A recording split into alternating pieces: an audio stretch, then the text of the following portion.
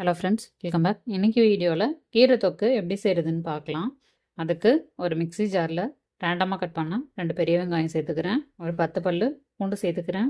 இப்போ இது கூட ஒரு 1/4 ஸ்பூன் மஞ்சள் தூள், வெறும் மிளகாய் தூள் 1 ஸ்பூன் சேர்த்து நல்லா ஃபைன் பேஸ்ட்டாக அரைச்சி எடுத்துக்கலாம். இப்போது ஒரு கடாயில் 2 ஸ்பூன் நல்லெண்ணெய் சேர்த்துக்கிறேன். இது நல்லெண்ணெயில் செஞ்சால் தான் நல்லாயிருக்கும். இப்போ இது கூட கடுகு, வெந்தயம், சீரகம் தாளிச்சிக்கலாம்.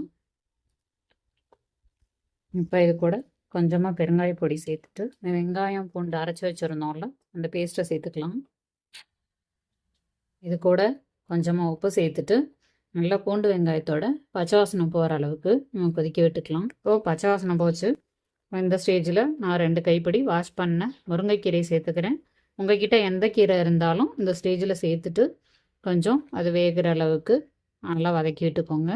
கீரை வதங்கினதும் ஒரு சின்ன நெல்லிக்காய் அளவு புளியை கரைச்சி சேர்த்துக்கிறேன். புளியோட பச்சை வாசனை போகிற அளவு நம்ம கொதிக்க விட்டு எடுத்துக்கலாம். அவ்வளோதான், இந்தளவு கெட்டியாகிற வரைக்கும் கொதிக்க விட்டு எடுத்துக்கோங்க.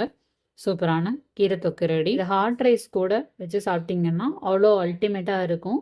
இது கீரை சாப்பிடாத குழந்தைங்க கூட இந்த மாதிரி செஞ்சு கொடுத்தா விரும்பி சாப்பிடுவாங்க. கண்டிப்பாக நீங்களும் ட்ரை பண்ணி பாருங்கள். Thank you friends.